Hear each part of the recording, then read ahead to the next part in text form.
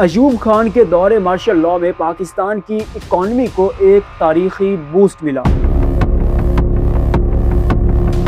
Industries قائم ہوئی، dams بنے، زرعی پیداوار میں اضافہ ہوا اور پاکستان کی معیشت نے خوب ترقی کی۔ یہ سب وہی ہے جو آپ کو اور مجھے پاک سٹڈیز میں پڑھایا گیا ہے،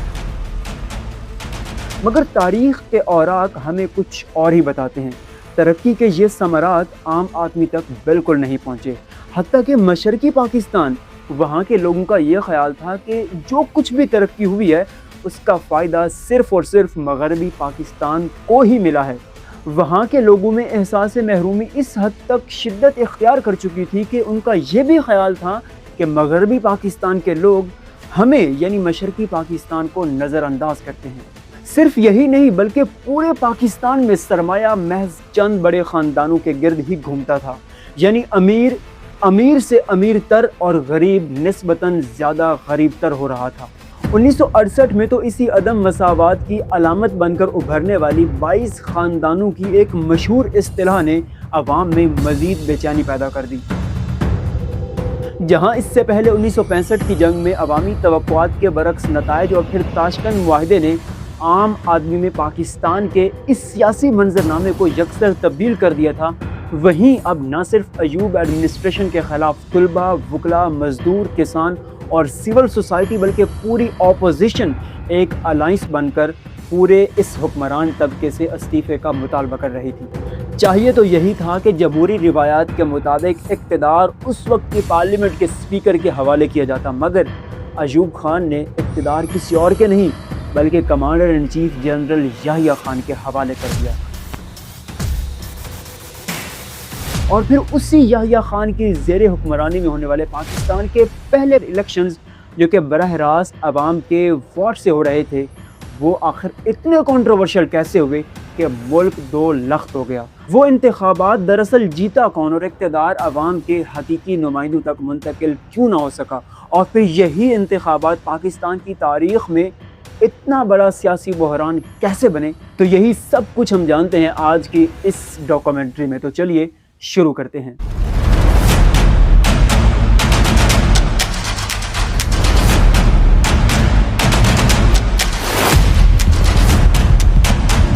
میرا نام صفدر الیاس ہے۔ پاکستان کے انتخابات کی سیریز کے فرسٹ ایپیسوڈ کو ہم آلریڈی ریلیز کر چکے ہیں، جس میں ہم نے بتایا ہے کہ ایوب خان اور فاطمہ جناح 1965 کے الیکشنز میں کیسے مد مقابل تھے اور بیسکلی وہ الیکشنز ہوئے کیسے۔ تو اگر آپ لوگوں نے ہماری وہ والی ڈاکومنٹری نہیں دیکھی تو سب سے پہلے اسے ضرور جا کر دیکھیے۔ آج کی اس ڈاکومنٹری جس میں انتخابات کے ایپیسوڈ نمبر 2 میں ہم 1970 کے الیکشنز کو ڈسکس کریں گے۔ 1970 کے انتخابات کی سٹوری جاننے سے پہلے تھوڑا سا پیچھے چلتے ہیں، جہاں 1969 میں ایوب خان جسمانی صحت کے لحاظ سے کافی کمزور ہو چکے تھے۔ تمام تر لوگ ایوب خان سے استعفے کا مطالبہ کر رہے تھے، حتیٰ کہ فوج کے اندر سے بھی یہی آواز اٹھ رہی تھی کہ اب ایوب کا جانا ناگزیر ہو چکا ہے۔ یوں 1969 میں ایوب خان کو اقتدار چھوڑنا پڑا۔ جیسا کہ ہم نے انٹرو میں بتایا کہ جاتے ہوئے کرنا تو یہ چاہیے تھا کہ اقتدار اس وقت کی پارلیمنٹ کے اسپیکر کو سونپا جاتا، مگر ایوب خان نے جاتے ہوئے اقتدار جنرل یحییٰ خان کے حوالے کیا۔ یوں 25 مارچ 1969 کو ایک اور مارشل لاء نافذ کر دیا گیا۔ چونکہ اس وقت ملک بھر میں سیاسی کشیدگی حد سے تجاوز کر چکی تھی، تو یحییٰ خان نے آتے یہ یقین دہانی کروا دی کہ اگلے ہی سال ملک بھر میں انتخابات ہوں گے۔ مگر یہ الیکشنز پاکستان کے پہلے 1965 والے پریزیڈنشل الیکشن سے ٹوٹلی ڈیفرنٹ ہونے جا رہے تھے۔ یہاں 1 پرسن 1 ووٹ کا رول امپلیمنٹ ہو چکا تھا۔ الیکشنز کے لیے جو روڈ میپ تشکیل دیا اس میں یہ تھا کہ جو بھی پارٹی حکومت بنائے گی وہ پہلے 120 دنوں کے اندر ملک میں ایک نیا کانسٹیٹیوشن بھی تشکیل دے گی۔ اور اسی الیکشن میں سب سے منفرد ایک اور بات بھی یہ تھی کہ جو ایوب خان نے اپنے دور اقتدار میں 1 یونٹ قائم کیا تھا، اس الیکشن سے پہلے وہ 1 یونٹ بھی ختم کر دیا گیا۔ یوں ملک بھر میں پولیٹیکل انسٹیبلٹی تو کافی حد تک ختم ہو چکی تھی اور تمام سیاسی جماعتوں کا فوکس الیکشن کیمپین پر تھا، کیونکہ انہیں یہ یقین دہانی کرائی جا چکی تھی کہ 1970 میں عام انتخابات ہونے جا رہے ہیں۔ جہاں ملک بھر میں الیکشن کی گہما گہمی عروج پر تھی، وہیں 1970 کے ارلی مڈ میں مشرقی پاکستان کے اندر بارشوں کا ایک نیا سپیل شروع ہوا۔ شدید بارشوں کے بعد پورے خطے کو سیلاب نے اپنی لپیٹ میں لے لیا اور یوں 5 لاکھ سے بھی زائد لوگ اسی سیلاب کی وجہ سے جاں بحق ہوئے، اور ایک رپورٹ کے مطابق تقریباً 2.5 ملین سے بھی زائد لوگ بے گھر ہوئے۔ اس ساری قدرتی آفت کے بعد یوں الیکشن چند مہینوں کے لیے ڈیلے کر دیا گیا۔ ان الیکشنز میں جہاں مختلف پولیٹیکل پارٹیز جن میں جماعت اسلامی، نیشنل عوامی پارٹی، جمعیت علماء اسلام اور کنونشن مسلم لیگ کے ساتھ 2 بڑی پولیٹیکل پارٹیز کے بڑے تگڑے امیدوار بھی انتخابات میں حصہ لے رہے تھے۔ ایک طرف پاکستان پیپلز پارٹی جس کے رہنما اور سربراہ تھے ذوالفقار علی بھٹو، اور دوسری طرف تھی عوامی لیگ جس کے رہنما اور امیدوار تھے شیخ مجیب الرحمان۔ شیخ مجیب اور ذوالفقار علی بھٹو کے کردار کو ہم نے ایپیسوڈ 1 کے 1965 کے الیکشنز میں بھی ڈسکس کیا ہے، کیونکہ تب یہ امیدوار نہیں لیکن امیدواروں کے بعد سب سے کی پلیئر تھے،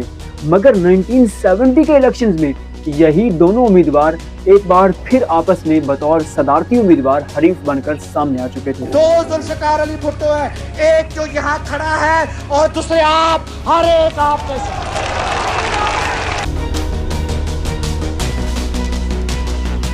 1965 کی پاکستان انڈیا وار میں تاشکند معاہدے کے بعد ذوالفقار علی بھٹو اور ایوب خان کے درمیان اختلافات کھل کر سامنے آ گئے۔ صرف یہی نہیں کہ ایوب خان کی کابینہ سے بھٹو نے ریزائن دے دیا، بلکہ آگے چل کر 1967 میں انہوں نے پاکستان پیپلز پارٹی کے نام سے اپنی پولیٹیکل پارٹی بنا لی، اور اب وہی ذوالفقار علی بھٹو ایک نئی سیاسی جماعت بنا کر بطور امیدوار الیکشن میں حصہ لے رہے تھے۔ 7 دسمبر 1970 یہ وہ دن تھا جب پاکستان کی تاریخ میں پہلی بار براہ راست 1 پرسن 1 ووٹ کے تحت قومی انتخابات ہو رہے تھے۔ مشرقی اور مغربی پاکستان کے ان دونوں ریجنز کو ملا کر ٹوٹل 300 سیٹس تھیں، جن میں 162 ایسٹ پاکستان اور 138 ویسٹ پاکستان میں تھی۔ حیران کن طور پر مشرقی پاکستان میں پیپلز پارٹی کی جانب سے کوئی ایک بھی ایسا تگڑا امیدوار الیکشن کے لیے کھڑا نہیں کیا گیا جو وہاں سے جیت سکتا، اور سیم ویسٹ پاکستان میں بھی ایسٹ پاکستان کی عوامی لیگ کی طرف سے بھی کوئی امیدوار نہ کھڑا کیا گیا۔ الیکشنز ہوئے اور پاکستان کی تاریخ میں شاید پہلی اور آخری بار اتنی کلیئر میجورٹی کے ساتھ ریزلٹس سامنے آئے۔ شیخ مجیب الرحمان کی عوامی لیگ 160 نشستیں جیت کر پاکستان کی سب سے بڑی پولیٹیکل پارٹی بن کر سامنے آئی، اور یوں ذوالفقار علی بھٹو کی پیپلز پارٹی 81 سیٹیں جیت کر دوسرے نمبر پر رہی۔ اتنی واضح اکثریت کے ساتھ جیت کے بعد ہونا تو یہ تھا کہ شیخ مجیب الرحمان یونائٹڈ پاکستان کے پرائم منسٹر بنتے اور اقتدار ان کی پولیٹیکل پارٹی عوامی لیگ کو سونپا جاتا، مگر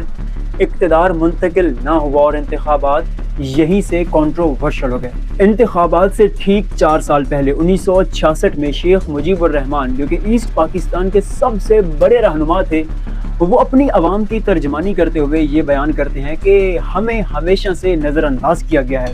ایسٹ پاکستان کے عوام کے ساتھ غیر مساوی سلوک کیا جاتا ہے، ان کو پراپر سہولیات اور ان کے ریسورسز کو استعمال کرنے کے باوجود انہیں کچھ بھی میسر نہیں آتا، سارے کا سارا بجٹ ویسٹ پاکستان میں لگتا ہے، ساری کی ساری ترقی مغربی پاکستان میں ہوتی ہے، لیکن ایسٹ پاکستان کے عوام کو کچھ بھی نہیں دیا گیا۔ انہی گریونسز کی بنیاد پر شیخ مجیب الرحمان نے 1966 میں ہی اپنے 6 نکات پیش کیے، اور یہی 6 نکات ہی بنیادی طور پر ان انتخابات کو کنٹروورشل بنا رہے تھے، کیونکہ ویسٹ پاکستان کی اسٹیبلشمنٹ، یہاں کی پولیٹیکل ایلیٹ، ایون کہ ذوالفقار علی بھٹو تک سب کا یہ خیال تھا کہ بے شک شیخ مجیب الرحمان الیکشنز واضح اکثریت کے ساتھ جیت چکے ہیں، مگر ان کو اقتدار نہیں سونپا جا سکتا، کیونکہ یہ پاکستان کو توڑ سکتے ہیں، یہ زیادہ تر مفاد ایسٹ پاکستان کو پہنچائیں گے اور ویسٹ پاکستان کو اگنور کریں گے۔ ان تحفظات کی بنیاد پر تقریباً کئی ماہ تک یہی چیزیں چلتی رہیں، آپس میں مذاکرات ہوتے رہے، مگر انتخابات کے نتائج آنے کے باوجود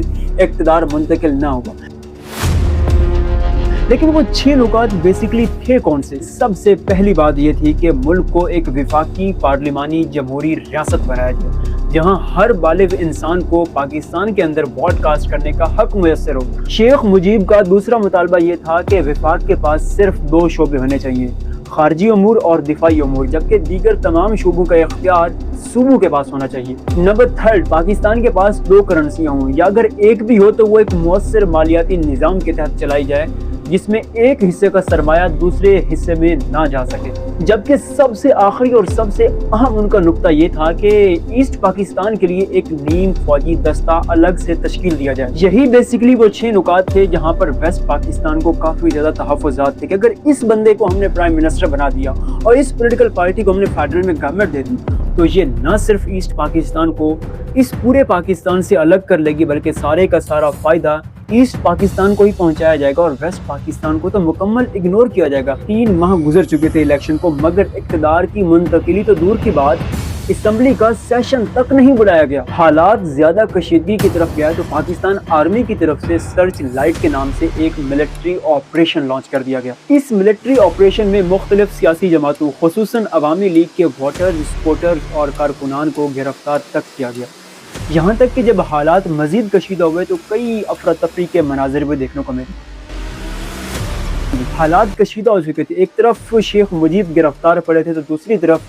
انڈیا جو کہ ہمارا روایتی دشمن تھا وہ بھی اس معاملے میں انٹرپٹ کر چکا تھا۔ حمود الرحمان کمیشن کی رپورٹ میں جہاں پاکستان کی اسٹیبلشمنٹ اور دیگر لوگوں کی نااہلی اور ناکامی کو واضح طور پر مینشن کیا گیا ہے، وہیں یہ لکھا گیا ہے کہ انڈیا نے مشرقی پاکستان کو پاکستان سے الگ کروانے کے لیے نہ صرف اسلحہ بلکہ مالی معاونت تک بھی فراہم کی، کیونکہ ایک طرف انڈیا کی اس سپورٹ سے مکتی بہانی جو کہ بنگلہ دیش کی ایک مسلح ونگ تیار کر کے پاکستان سے اب انڈیپینڈنس کی موومنٹ چلائی جا رہی تھی،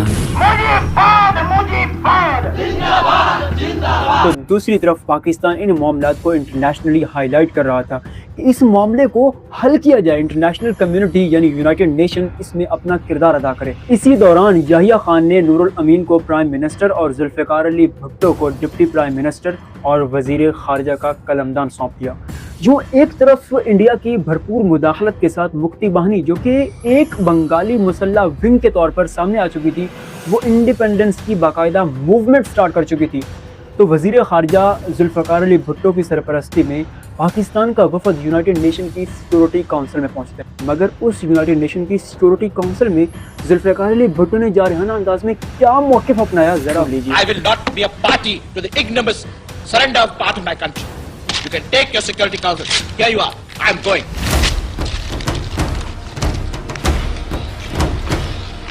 اور جہاں ایک طرف ذوالفقار علی بھٹو کی سیکورٹی کونسل میں یہ اتنی مشہور تقریر، تو دوسری طرف ایسٹ پاکستان میں پاکستان کی ملٹری فورسز باقاعدہ سرنڈر کر چکی تھی، کیونکہ ان کا مقابلہ صرف مکتی بہانی سے نہیں بلکہ انڈیا کی فورسز سے بھی تھا جو کہ ایک باقاعدہ جنگ کی شکل اختیار کر چکا تھا۔ پاکستان نے پراپر سرنڈر چارٹر پر دستخط تک کر دی اور یوں آفیشلی ایسٹ پاکستان پورے پاکستان کا ایک الگ حصہ بن کر بنگلہ دیش کے نام سے وجود میں آ چکا تھا۔ 16 دسمبر 1971 کو سقوط ڈھاکہ ہوا تو وہیں ذوالفقار علی بھٹو دوسری طرف واپس وطن لوٹنے کے بعد بطور civil chief martial law administrator عہدہ سنبھال چکے تھے، یحییٰ خان گھر جا چکے تھے اور شیخ مجیب الرحمان یہی پاکستان یعنی ویسٹ پاکستان کی جیلوں میں ہی پابند سلاسل پڑا تھا۔ اگلے ہی ماہ جنوری 1972 میں شیخ مجیب الرحمان کو رہا کر دیا گیا۔ ملک 2 لاکھ ہو چکا تھا۔ ایک پرائم منسٹر کے انتخاب کے لیے ہونے والے الیکشن اب 2 ٹکڑوں میں بٹ کر 2 پرائم منسٹر پیدا کر چکے تھے۔